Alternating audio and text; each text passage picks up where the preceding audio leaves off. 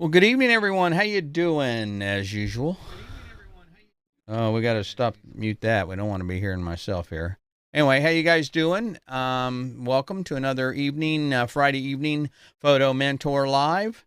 Kind of a weird night tonight. I don't know what's going on. I feel like I'm missing something. Like I don't know. I haven't like I've done haven't done something. I forgot to prep or something for tonight's show, and I don't know what it is. We'll probably figure it out though as we get going.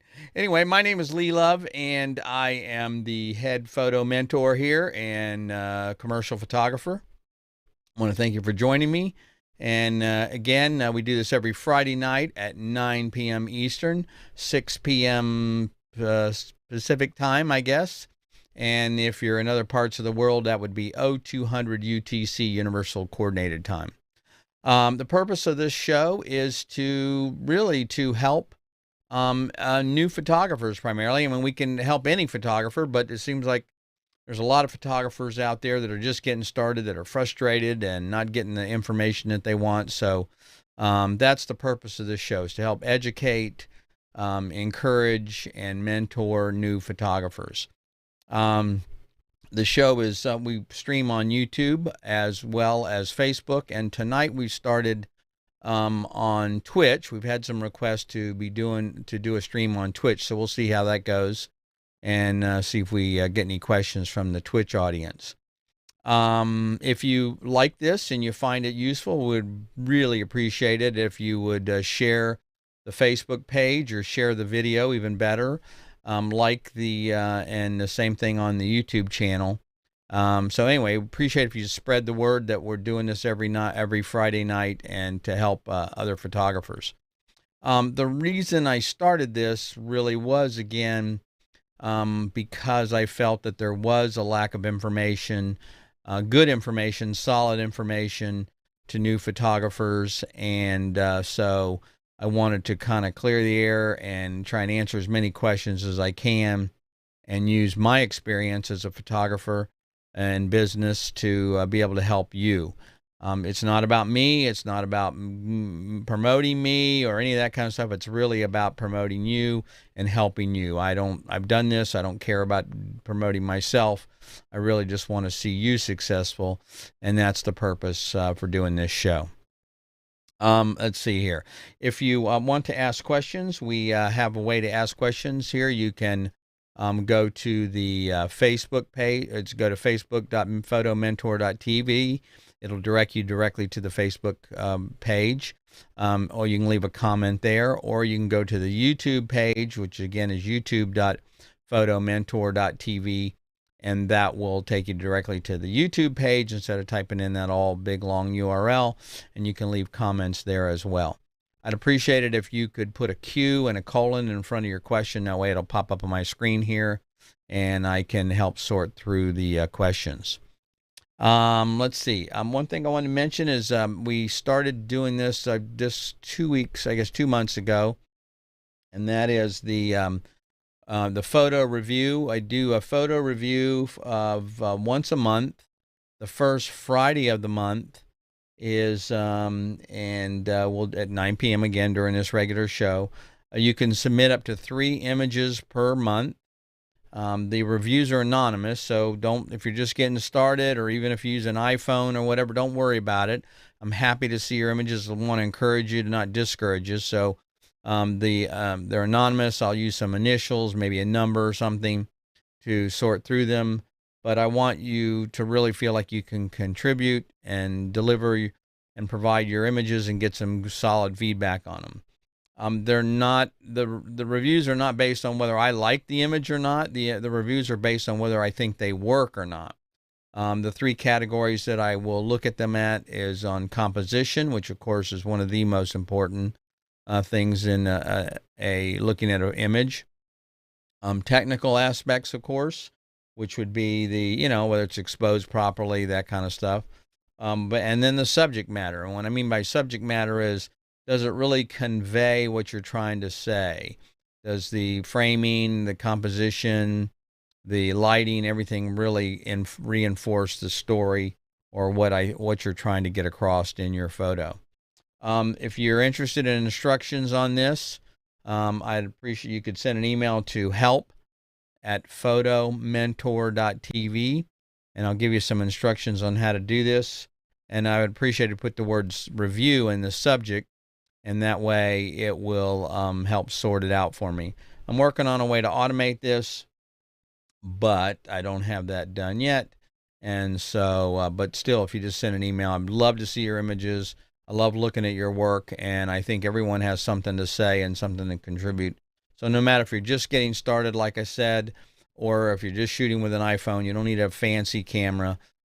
Please send me some images. We'll look at them and see what we can do to help you improve your photography.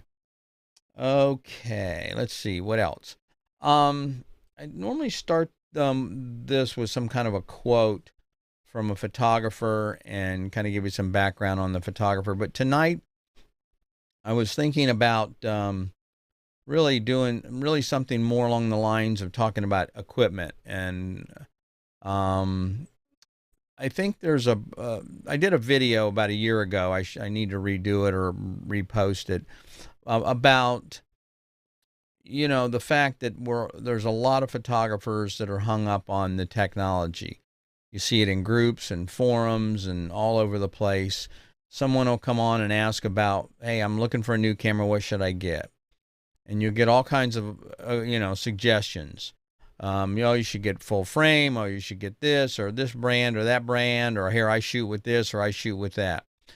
And that's fine. I get that.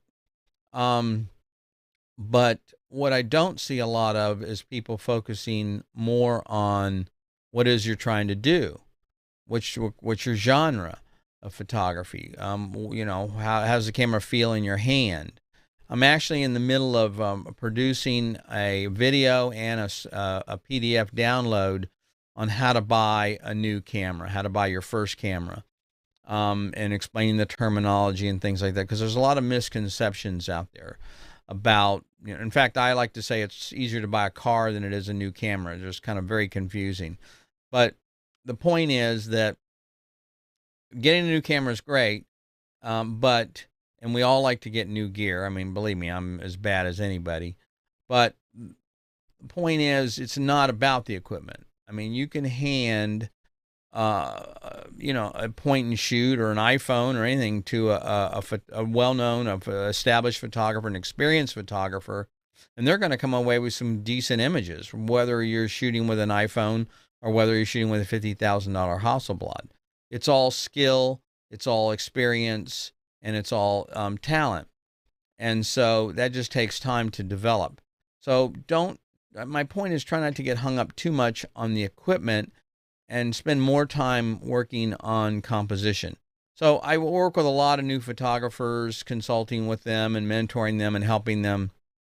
And one of the things I try and reinforce is, look, if you're just getting a camera, you're starting to work on and getting a new camera, you don't have it yet, start shooting with your smartphone.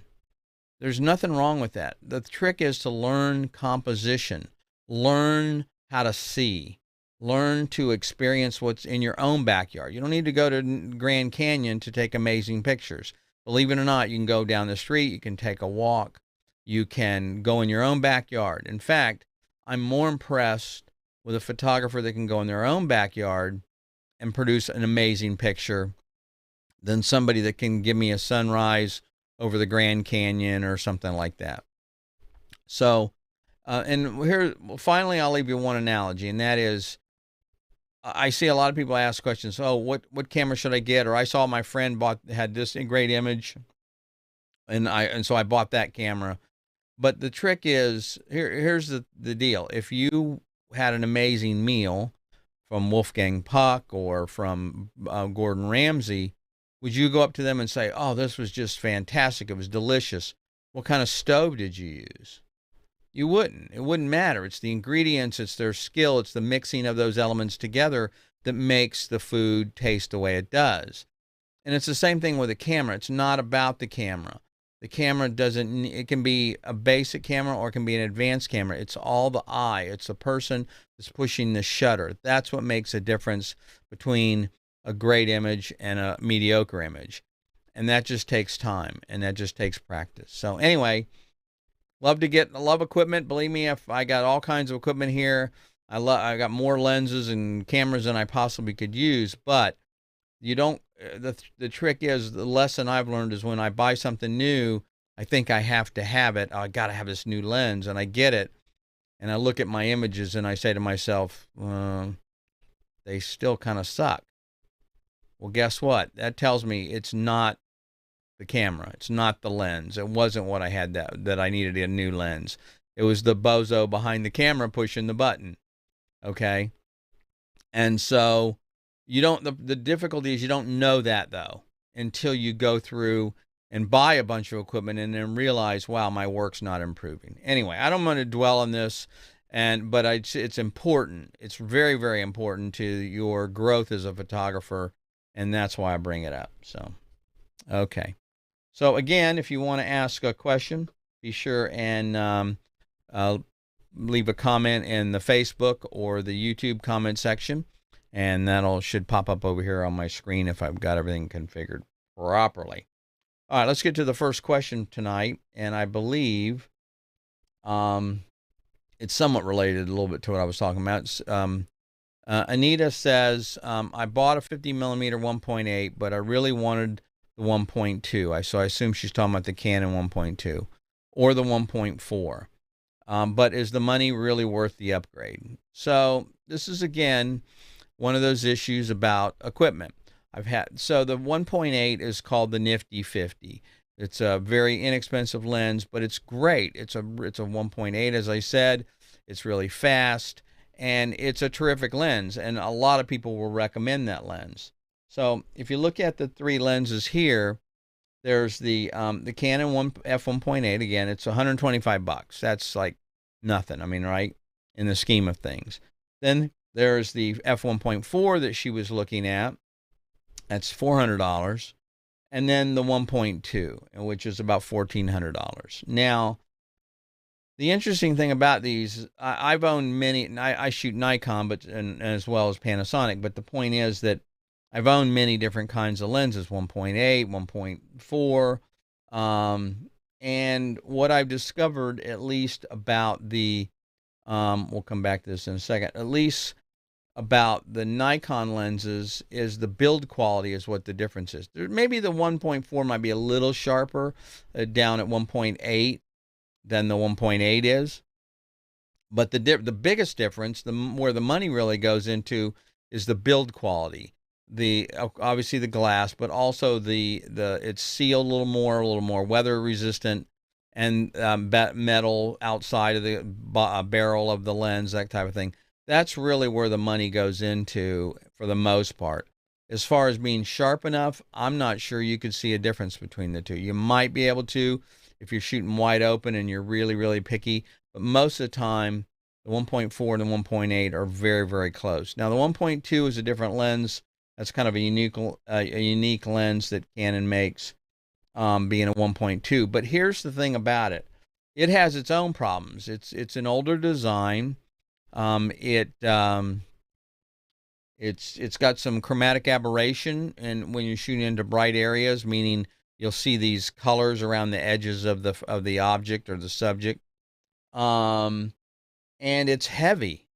It's a 1.2 pound, almost a 1.3 pound lens compared to the 1.4, which is only 10 ounces, and the 1.8, which is 5 ounces, 5.6 ounces. So you can see that there's a big difference there, and that should really have, plays into this a little bit. Now, what I would suggest is, if you're thinking about, and you're going to spend this kind of money, and you really want, maybe you got full frame, or you're going to be going full frame, and you really want a high quality lens, and you're willing to invest the money, which, by the way, I will tell you, good glass is absolutely a good investment, then I would suggest you take a look at the Sigma, the Art series, the f1.4. It's not a 1.2, but it is an amazingly sharp lens. It's very contrasty, has really good contrast. It's punchy colors. The Art series lenses are all very, very good. And it's $7.99. So I would suggest looking at the Sigma f1.4 Art series. Now, it's also a big chunk of glass, as all of the Sigma lenses seem to be. This one is a 1.7, 1.8 pounds, so it's not a lens that's small or light to carry around, hiking lens.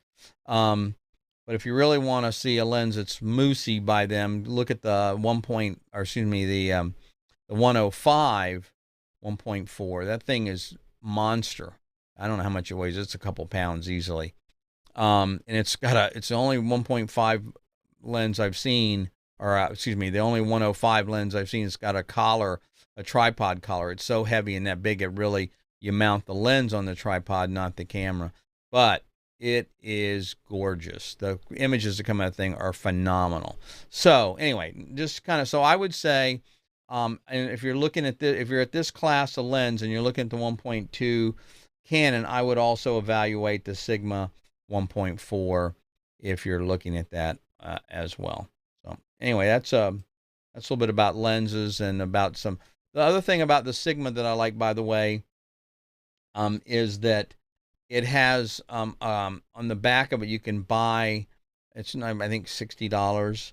It's a USB coupler, and what it does, it goes on the back of the lens where it mounts to the camera, and there's software that you can go through and you can tweak the lens and tweak the adjustments, focusing speed, things like that. So if you find it's back focusing or it needs a little bit of a tweak, you can do that yourself on your computer. And if you get in trouble, you just hit reset and it brings it back to factory defaults. But that way you can actually upgrade the lens firmware if it needs it, or if there's a new camera, or adjust the focusing system if need be. So that's a really handy feature that I really like on the Sigma lenses. So, okay. The next question is from Carissa. And Carissa says, please, someone tell me I didn't waste my money on asking for a Rebel T7 Canon camera. I just saw someone posting that it's absolutely junk.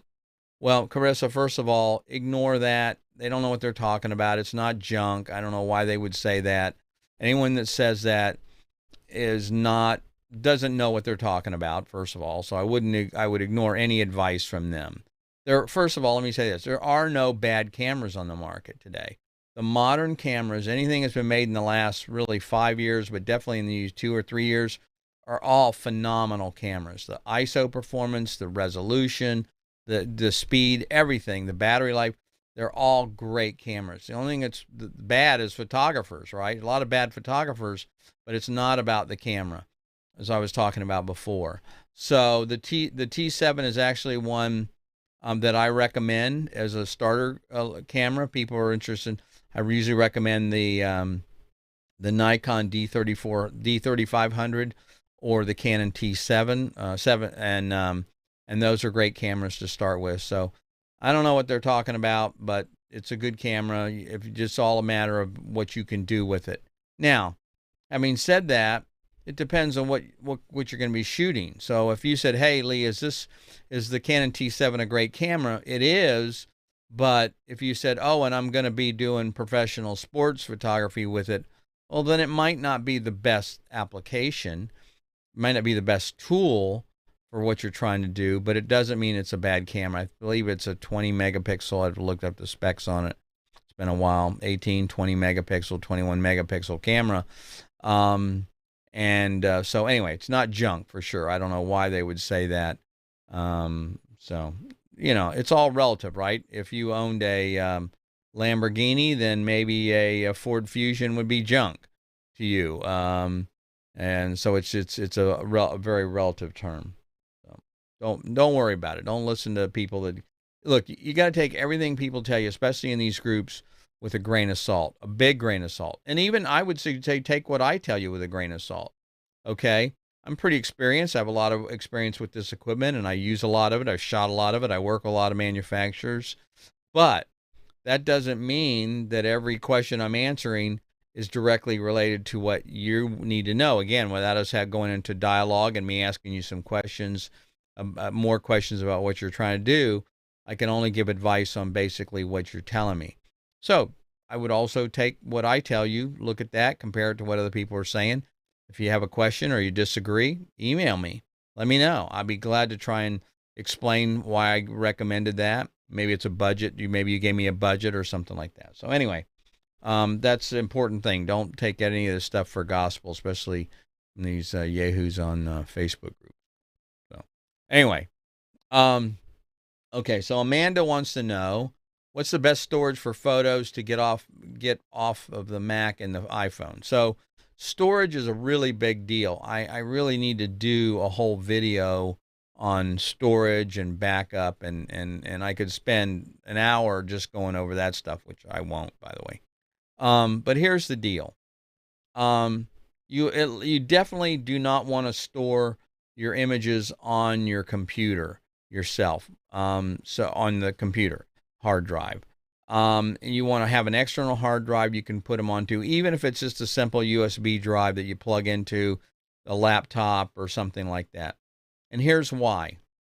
There's a lot of reasons, but number one, if the drive in the computer fails, which probably, eventually it will, then you not only lose your images, but you lose your ability to recover the images easily. So let's say even if you have a backup, then you got to go through and restore the images onto the hard drive, bring them into Lightroom or Luminar, or whatever application you're editing with, and then bring them all in and import them.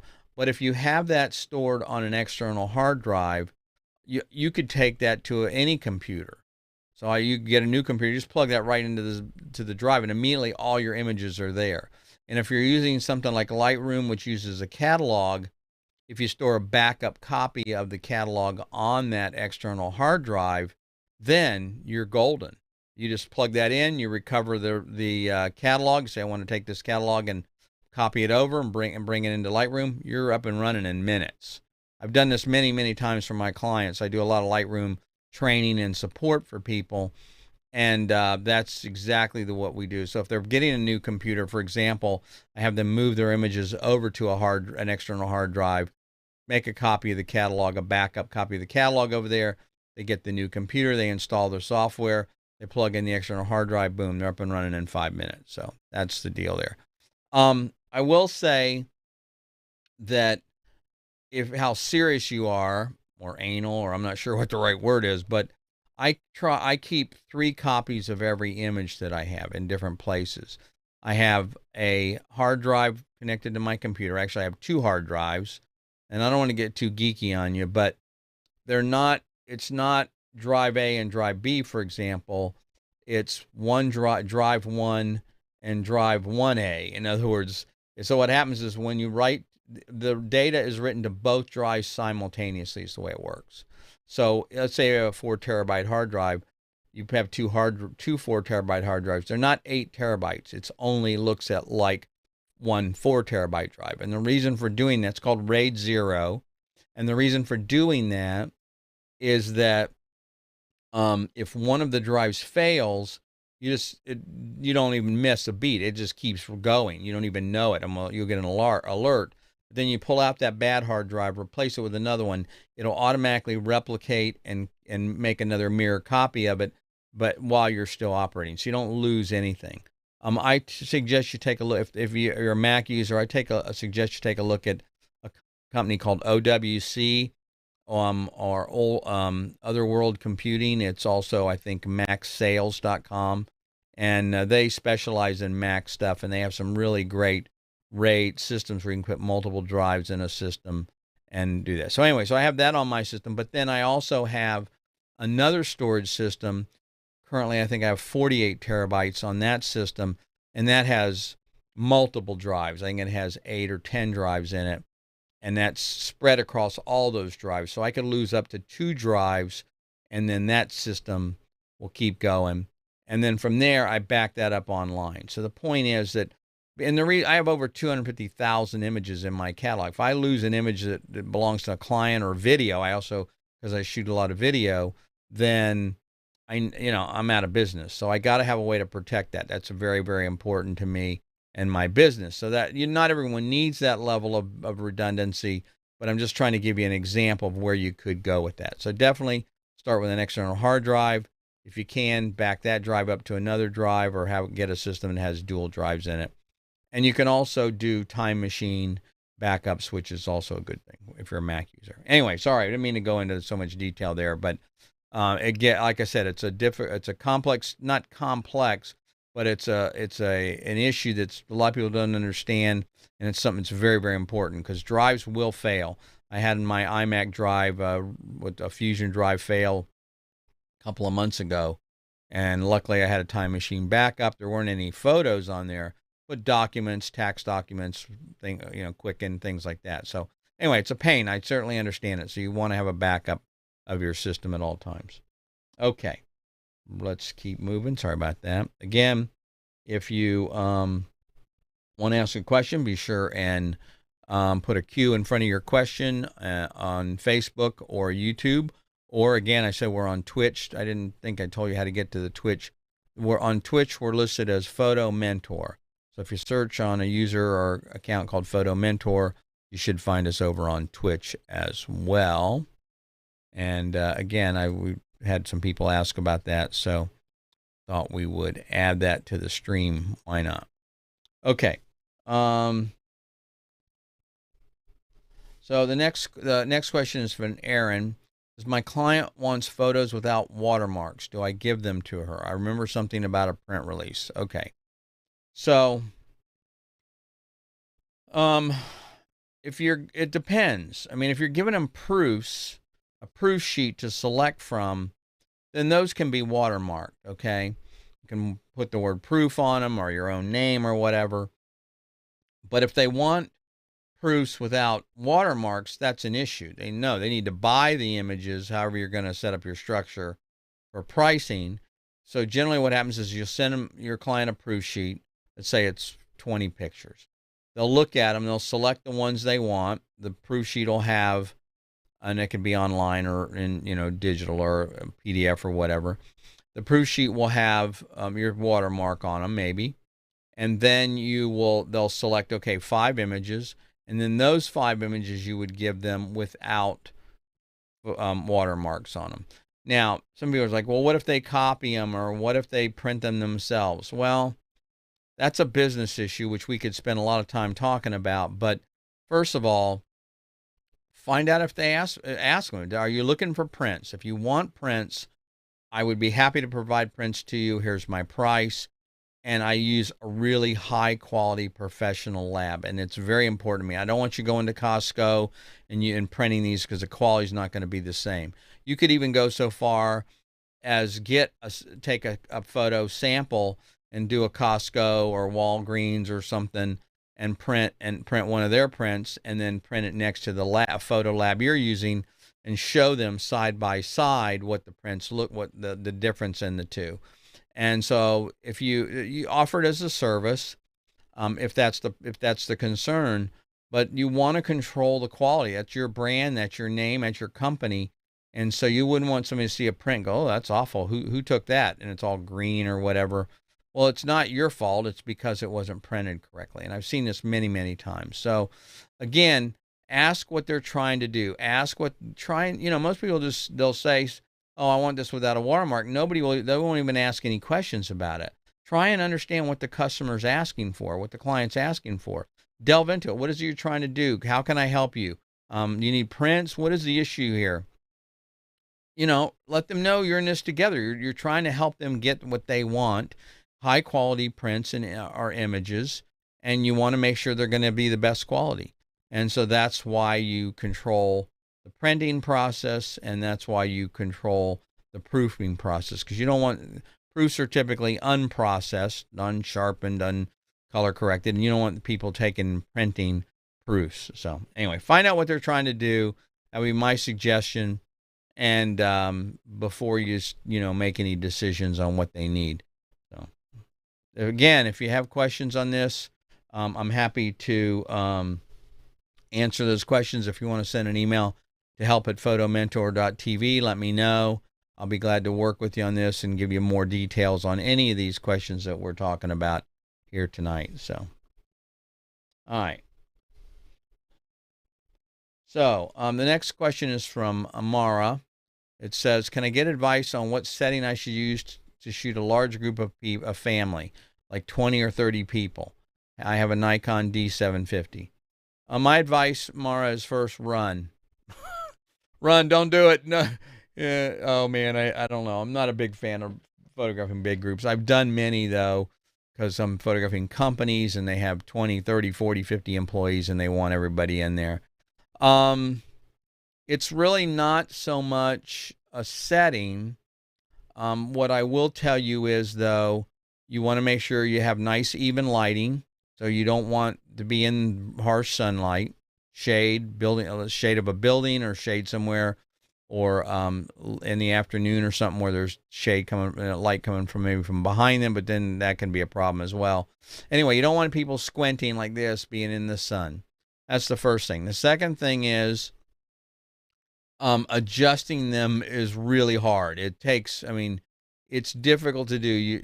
I love when I have an assistant with me or that can do that, because so here's what you need to do. So you need to stop, don't look through the camera, look at the group and look to see everybody's eye, and tell them, if you cannot see the lens of my camera, I cannot see your eyes. So make sure if you're behind somebody to move over to the left or right, and then look at them, and then just kind of go through the left. Everybody on the left. Okay, on the left, right, 1, 2, 3. Make sure, okay, can you guys move over? Oh, you're too tall. Can you get in the back? It takes a while. Sometimes you need some stuff to stand on, because what you're trying to do is you want them to be at an angle, right? So you don't want to spread everybody out, because then you know they'll be this big in the picture. So you want to go vertically with them and use as much of the sensor or the print or the frame as you can. And so you want to be able to have people, instead of just all spread out like this, you want to have them, kind of like that. All right. And so if they're all behind each other, you're not going to be able to see them. So you want to be able to spread that out like this way. So that's the first thing. So that's the hardest part, quite honestly. And getting them to quit joking around and doing this. I mean, you're going to get all that kind of stuff. So one other thing I'll tell you that's important. They are going to need and want, they may not act like it, but they want you to tell them what to do. And so you have to kind of take control. You're not going to be mean about it, but you got to tell them, okay, hey, stop. You guys over there, quit messing around. You stand over here, stand over there. We're only going to get a couple of shots at this. Let them know that you're in control and that you're trying to set this up, and it's going to be, you want them to look good. That's what they're doing. You want to make sure. So, okay, so that's the hardest part. The second part is then the aperture setting. So you want to make sure that you have enough depth of field. Don't shoot wide open. Don't shoot at f2.8 or 1.8 or anything like that, because what's going to happen is you'll get the person in the front, if you focus on them and focus, and then the person in the back is going to be out of focus. So shoot at the middle part of your lens, meaning what's called the sweet spot. I'd say f8 is a good place. f8, f11 is a great place to start, and you shoot there. And the reason is that's the sharpest part of the lens.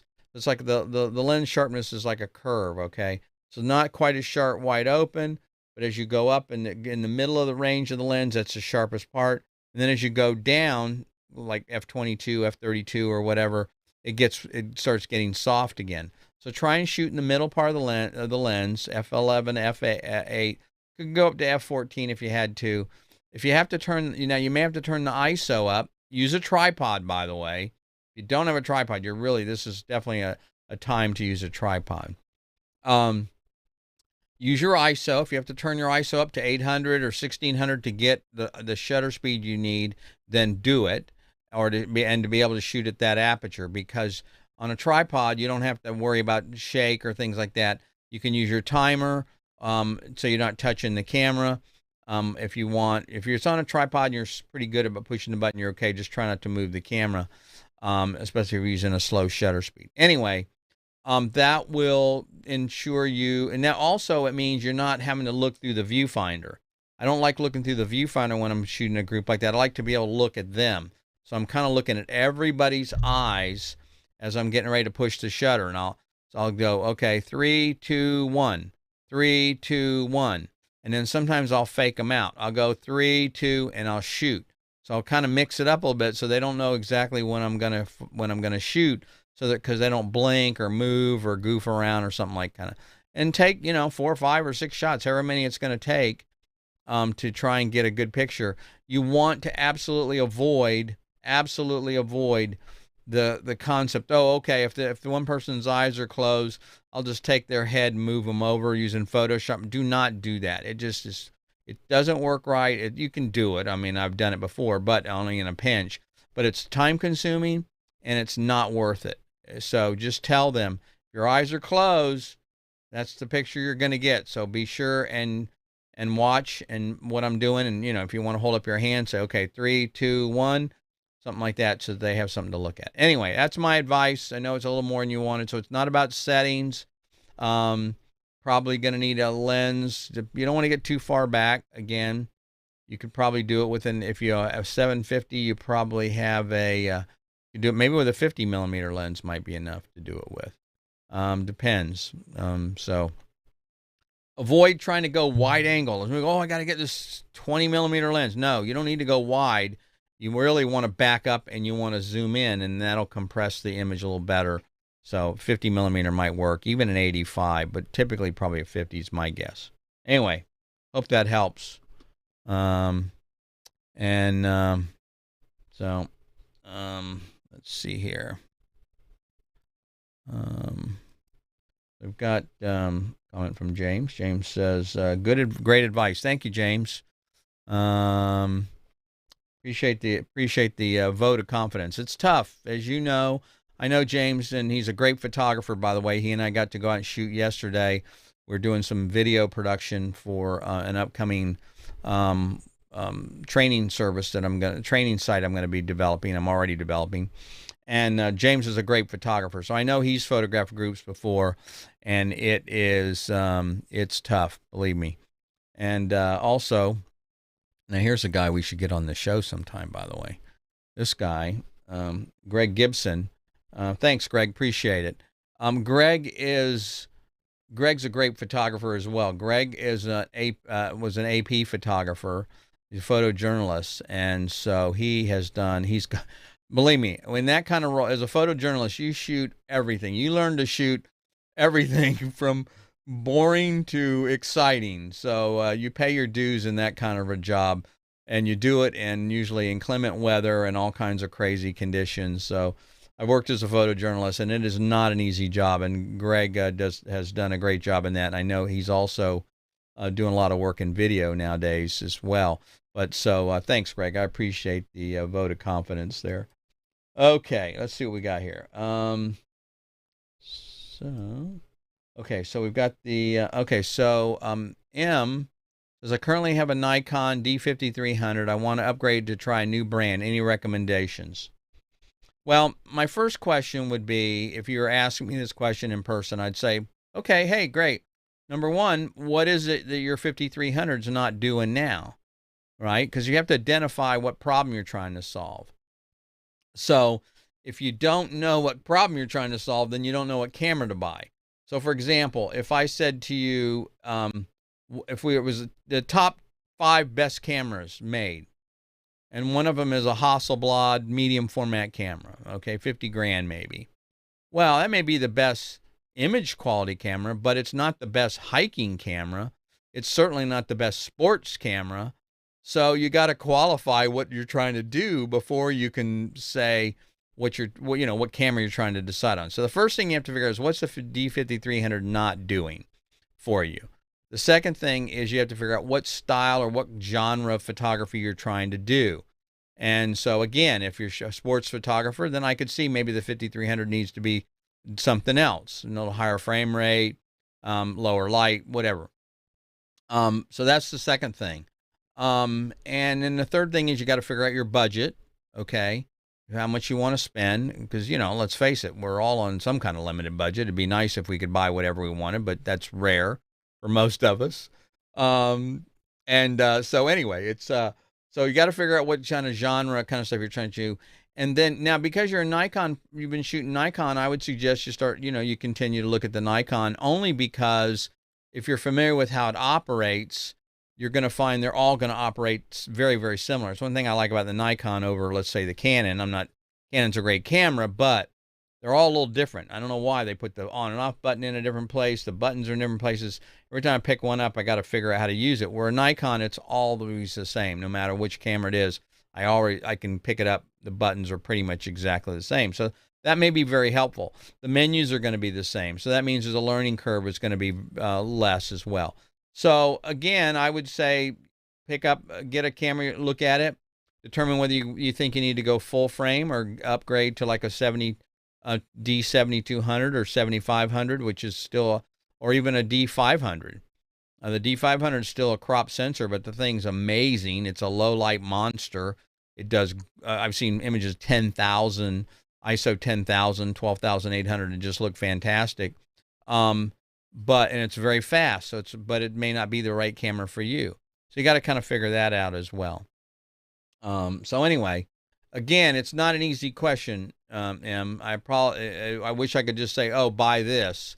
But if you're looking and you just want to if you wanted a quick and non-qualified answer, I would say look at the depending on your budget, I would say start looking at the D7200, which I don't think is really, I think it's discontinued now. I don't think the D7500. The 7500. Okay, look at the 7500, D7500, great camera. And then if your budget is more and you can go the D500, or you start now getting into the price point of the full frame. So you start looking at the D780, and then the mirrorless system. So again, it depends on what you're shooting and what your budget is. But again, if I can help you, let me know. Happy to do what I can. I say shoot me a email at help@photomentor.tv. I'd be glad to try and answer a question for you. And if I can get some more information from you, give you a little bit of advice on what you should be doing. All right. So let's see. So the next one is from Ashley. And Ashley says, we're going to the Canon group now. For those who are Canon lovers, what's the best camera for family portraits in your opinion? Well, we're doing more family portraits tonight, aren't we? Again, it's not a camera question. Frankly, Ashley, you're kind of asking the wrong question. If it was gear related at all, it would be lenses. What lens should I use for a family portrait? And then the question would be, how many people in the family portrait? I think most photographers, I'm sure Greg and James would agree, that we like prime lenses when possible. So if we can use a lens that's not a zoom lens, they're going to be sharper, it's going to be lighter. But like a 50 millimeter, an 85 millimeter would be what my 85 would be what I'd go to for doing portraits. But for doing family portraits, if I have a lot of people, then I might have to either back up or maybe go to a 50 millimeter lens. But here's the deal. If you're a photographer, and you'll hear me say this, if you listen to this program at all, or talk to me for any length of time, you'll hear me say this over and over again. Our job as photographers is not to take pretty pictures. What do you mean? That's why I abolished. No, our job is to solve problems. So it may look like we're taking pretty pictures. They may want a pretty picture, but what they're saying is, hey, can you make me look like this? Or can you take a great picture of us? Because, they're trying to get you to make them look better than they look in real life. That's just the way it is. So that's the problem you're trying to solve. If you're working for a client, then their issues are different. But we're really problem solvers. So when you're asking this question, the question is, how do I solve this problem? That should be how you want to look at it. It's not about the camera. It's about what's the scenario and how do I solve this problem? And so again, use any camera you have will work. Especially if it's interchangeable lenses. A point and shoot, you can do it, but it's not going to be as nice because the sensor's so small. But a DSLR or mirrorless camera with a 50 millimeter lens, you can do amazing things with just one lens and a camera. Believe me, it was done. I could show you the photographers from Masters that shot with nothing but a Leica and maybe a 35 millimeter lens, and their images are phenomenal. So it's not about all that. So anyway, so I would say look at it. If you don't have a 50 millimeter lens, try that. They're inexpensive, as you saw earlier, and see if that solves your problem. Okay, let's see what else we got here. Winding down a little bit. It says, I'm tired of the normal portrait of normal portrait photography, and I'd like to try something else that's not typically super saturated. I would say maybe construction industry or listen, the photography industry is not for the faint of heart. It is not easy. It's hard. And I will tell you that it's 80% business and 20% photography. Most of us get into photography when we're younger or whatever, and we love it and we think we're passionate about it and we want to create art. That's great, but let me tell you, that's not the way it works when you're doing this for a living. It's 80% of doing proposals and quotes and invoicing and taxes and banking and all this kind of stuff.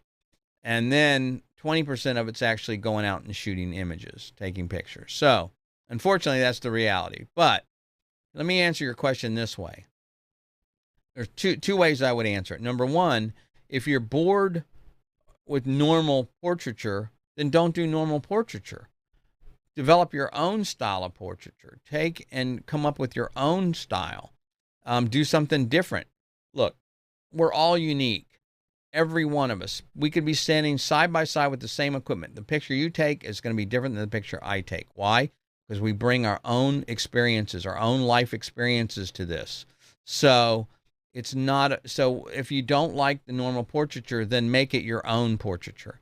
Now, how do you do that? The second thing is, this is kind of a dual-edged thing. The first thing is, if you don't like portraiture and you want to change, that's one thing. But what I always tell people, and the way I stay motivated, is I shoot client work, which pays the bills, and that's where I shoot what the client wants. Now, obviously, I have some creative input. I'm giving them some insight, whatever. They're hiring me to solve a problem, but it's still client work. All right, and then I have personal work, my own personal projects, and I don't have any here I could show you, but I have lots of projects where I've hired models, or I've gotten friends together, and I've done some stuff, some shoots that are just kind of in my head, and that's how I get more creative. I experiment with, it's a great way to experiment with ideas and lighting and makeup and all these kinds of things, and also exercise your creative talents. And it gets the juices going. So if you're not happy with the work you're shooting for clients, then that tells me you're not shooting enough personal work. You should have at least 2 or 3 personal projects in the back of your head that you're working on and trying to get going. Now, a little advice that works for me, because I tend to procrastinate sometimes. In other words, especially it's starting to get cold now, and I'll have all these great projects I want to do, and I'm like, it's too cold. I don't think, I'm going to sleep in today. So here's the way you solve that. You get your buddy James Toranzano, who knows this quite well, because I've done this with him, and I'll say, hey, James, I got this idea for this shoot. And he's always ready to try something new. He's great about that. And so he'll say, yeah, let's do it. And so then if you get somebody else involved, I'll get a makeup artist that I work with, say, hey, listen, I got this concept. Would you be interested in donating a little bit of time? Or maybe I'll hire them, maybe a model or whatever. You get other people involved in your personal projects, and then they'll start kind of egging you on. They'll come to you and say, hey, Kimberly, when we can do that project you told me about, it sounds like, what's going on with that? Are we going to do that or not? And then that will motivate you, because then now you feel obligated, or at least that's the way it works for me, to kind of get them and to make my commitment that I told them, got them all excited about, and then I didn't go out and shoot. So that's the way I do it, and it may work for you too. Hopefully it does. But anyway, there's no such thing as non-super saturated photography. I mean, it's all competitive. It's not about being good. It's about being different. You got to be good. If you're not good, then you shouldn't even be doing this. But you're expected to be at a certain level. But from there, you're expected to be different, and that's really what people hire you for. It's a big topic here. Obviously, you can see I'm passionate about it. I could spend a lot of time talking about it. Okay, so Sarah says, I'm looking to get into real estate photography. That's not saturated, Sarah. There's plenty of room there. And I was hoping to get some pointers What should I know? Cost lenses. Again, back to, Kimberly's question. If you think portrait photography is saturated, go into real estate. Then you're really saturated, and it's low budget. I mean, a lot of these real estate people do not want to pay. So, and again, could have my friend James Torrenzano on here who does real estate photography, but he does high-end real estate photography, multi-million-dollar homes. But what you'll find is it's very competitive, first of all. So that's the hard part. They don't want to pay much money, and they're going to try and get everything they can out of you. But as far as equipment or pointers or lenses, I would say, depending on what camera you have, if you have a crop sensor camera, Canon or Nikon, like a D7500, D3500, D5400, something like that, then I would suggest, or a Canon 70D, T7, that kind of stuff. I would look at an Sigma 10 to 20 millimeter lens. There's two versions. There's an old version, which was a 3.5-4.5 or 5.6. You want the new version, which is a Sigma 3.5 fixed aperture, 10 to 20 millimeter lens. It goes on sale all the time for, I think, $349 or something. And that's a good lens because on your camera it'd be about the right field of view, and it would be good for. It's very, very popular real estate photography lens, so that's not super expensive. The thing is, what you want to do is build a relationship with a real estate agent. If you have a friend or you know somebody, start showing them some images, and there are that's the way to get started. I mean, it's start doing some shooting for them, and see how it goes. So it's just a tough business. So James has some input here. Let's see what James has to say. James says real estate agent. 2 guys to watch on YouTube are Nathan Cool and Rich Block. Excellent teachers. Thanks, James. Appreciate it. Yeah, there are some good guys out there that shoot real estate. Lighting is a key thing. A lot of people will try and do natural light and HDR and bracketing, and you can get away with that on some things, but believe me, it's overdone a lot and it looks awful. And as soon as I see a home that looks like a cartoon, then I know that the photographer doesn't know what they're doing, and that reflects to me on the real estate agent if that's the work they're going to accept. So I'm probably going to skip right by that house and not be interested in it. So hope that helps. Okay. Raul says, I just had a prospective client complain about my prices for a mini session. Welcome to the world of photography, Raul. I'm sorry. I don't mean to be flippant about it, but that's the way it works. I mean, you're always going to have, so here's the deal. There's always going to be somebody that's more expensive than you are, and there's always going to be somebody less expensive than you are, unless you're doing it for free, and that's pretty hard to do. But so you have to figure out where you fit in that pricing schedule, and you have to figure out what it takes. Number one, what your time is worth. Because if you're going to be doing this, you're going to spend a lot of money on equipment and time, and you don't be doing it for $20, because then you're going to be making less than the guy at McDonald's. So you want to make sure that you're pricing your work at a high enough price that you're going to be making some money, you're going to be enjoying it, and you can afford to reinvest that money back into your business. If the client says it's too expensive, then thank them very much. Sometimes I'll have friends of mine that are just getting started, that are new photographers or something, and I know they don't charge very much. I'll say, hey, if it's too much, I can recommend somebody that's less money. They're just getting started. It's not going to be the same quality of work. But hey, if it's price that you're going after, I'll be glad to refer that to you. So here's the way I describe it. There's 2 markets. There's the Nordstrom's market, and if you're not, I don't know where you're located, but Nordstrom's is a high-end department store. And there's the Walmart customer. Both of those companies make money. Walmart makes money. Nordstrom's makes money. There's nothing wrong with the business side of it. You just have to figure out which clientele you want to work for. And then you need to target your work and level up your work so it matches that audience, and then charge accordingly. All right. So let's see. I think this is our last question here for tonight. And Heather says, I found that I'm extremely busy this time of year. It's almost overwhelming. Well, that's a great problem to have. And I wonder if there's a better way I could manage my workload. I would say yes. I would say look for a virtual assistant. Try and hire somebody virtually that you can bring on at not a lot of money to help you manage your schedule, your calendar. I also would suggest you consider outsourcing your editing. Editing can be really time consuming. There's a lot of great sources out there that will do photo editing. Now, the trick is you kind of have to work with them and teach them your style. I'm not saying you just throw a bunch of images over the wall and let them edit them and bring them back. So it's a relationship thing. But if you can find an editor that can work with you and a retoucher that can work on your images and develop a style that you like and that's affordable, that will free you up because you're going to make more money in the long run shooting than you will editing. You look at any professional high-end photographer, any Leibowitz or any of those, but they don't edit their own work. None of them do. They shoot.